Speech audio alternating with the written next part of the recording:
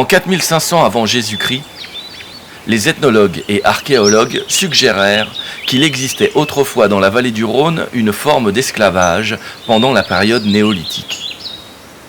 À la même période, le peuple se sédentarise, les inégalités se creusent, et suite à la découverte de plusieurs sépultures pour le moins particulières, se forment deux hypothèses. Ces tombes contenaient plusieurs corps, dont un parfaitement disposé en position fœtale, avec 2 ou 3 autres jetés à côté du premier. Ainsi on peut supposer soit que le maître croyait que les esclaves les accompagneraient dans la tombe et leur serviraient comme ils le faisaient dans le monde des vivants, soit ils étaient enterrés tels des biens à côté de leur maître pour montrer sa richesse au moment de l'exhumation et dans le monde des morts.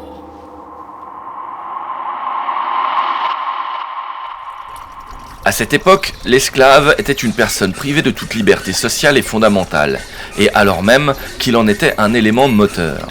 Son maître avait le droit de vie et de mort sur lui, et selon le droit romain, il ne jouissait d'aucune liberté et d'aucun droit.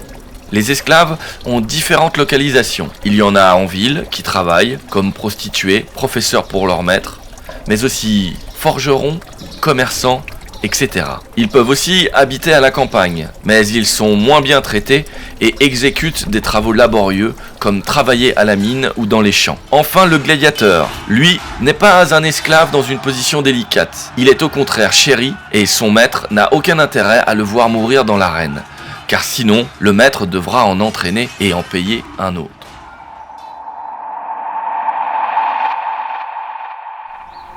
En 2500 avant Jésus-Christ apparaît la première trace écrite de l'esclavage chez les Sumériens dans l'actuel Irak. L'esclave était autorisé à épouser une femme libre et à tenir un commerce. Il avait même des droits fondamentaux pour les protéger. Par exemple, un maître ne pouvait pas séparer une famille. Mais à contrario, le maître avait le droit de se séparer de son esclave et donc de sa famille, mais aussi de le marquer au fer rouge à son bon vouloir.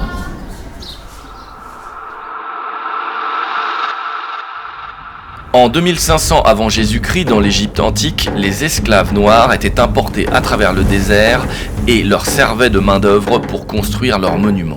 Cela s'appelait la corvée. Le système de servitude en Égypte semble donc davantage être une servitude de force de travail que de personnes.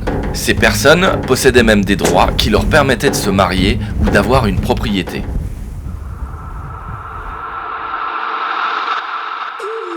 En 2000 avant Jésus-Christ, l'esclavage existe en Chine depuis au moins la dynastie Chang.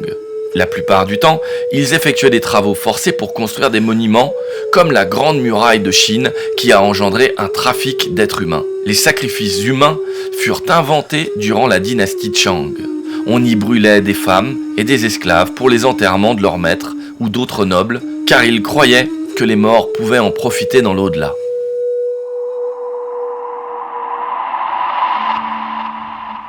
En 850 après Jésus-Christ, au temps des Vikings, les esclaves étaient parfois sacrifiés à la mort de leur maître et sous-alimentés durant leur vie. La société viking était polygame, ainsi les femmes, enlevées lors des raids vikings, étaient prises comme concubines. On confiait aux hommes esclaves des tâches telles que couper les arbres, construire les bateaux et ramer pour faire avancer les vaisseaux de leur maître. Avec l'expansion des explorations vikings, le besoin de laine pour la production des voiles des navires devint plus important. Le besoin d'esclaves venait aussi de là, car pour le textile, il fallait s'occuper des plantations de coton. Le terme esclave provenait du fait que les vikings avaient pris pour cible les peuples slaves d'Europe orientale.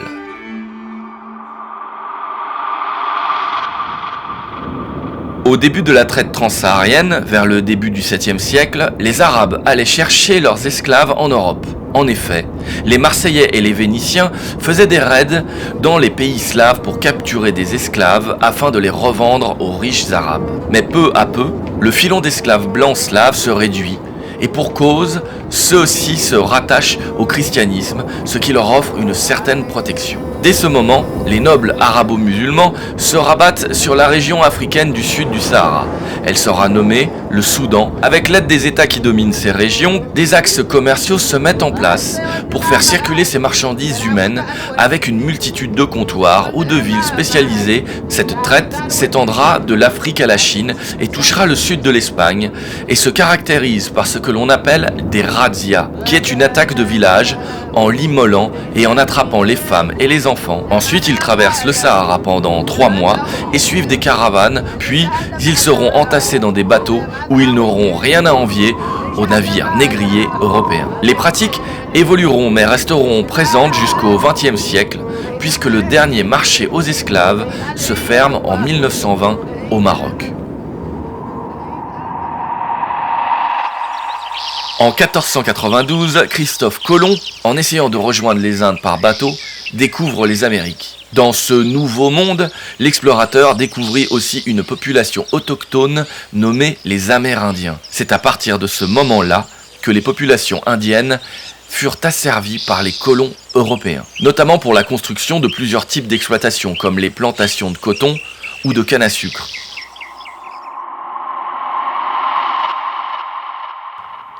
Entre le XVe et le XIXe siècle, les Portugais, les Espagnols, les Anglais, les Français et les Hollandais organisèrent un trafic d'êtres humains à travers le monde que l'on appela la traite atlantique. Elle était caractérisée par ces bateaux qui quittaient l'Europe pour le continent africain, les cales remplis d'armes, d'alcool et de textiles.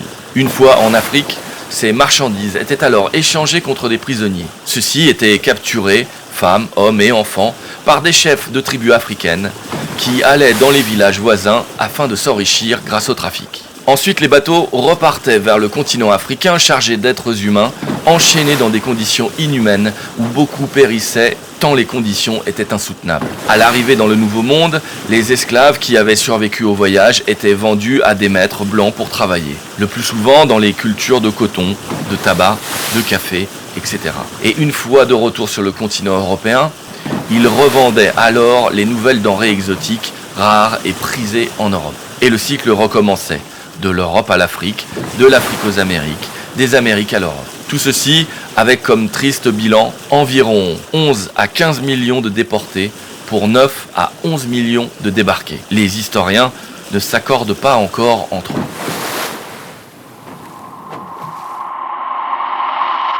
En 1788, les colons anglais débarquent sur ce nouveau continent et explorent ces terres. Nommée Terra Nullius, la terre qui n'appartient à personne. À personne, enfin pas tout à fait. Un peuple aborigène habite ce territoire depuis déjà des milliers d'années. Et les colons anglais massacrèrent hommes, femmes et enfants. La terre, qui n'appartenait à personne, devint la Nouvelle-Galles du Sud.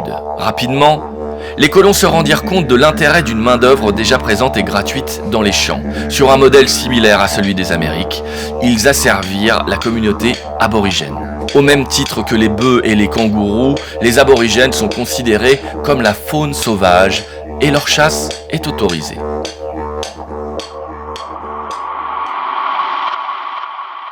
Pendant la Seconde Guerre mondiale, les nazis ont eux aussi utilisé les camps de travail. Les prisonniers de ces camps sont les éléments peu fiables avec pour cible les juifs, les homosexuels, les tziganes, les personnes en situation de handicap, les dissidents politiques, les communistes, etc.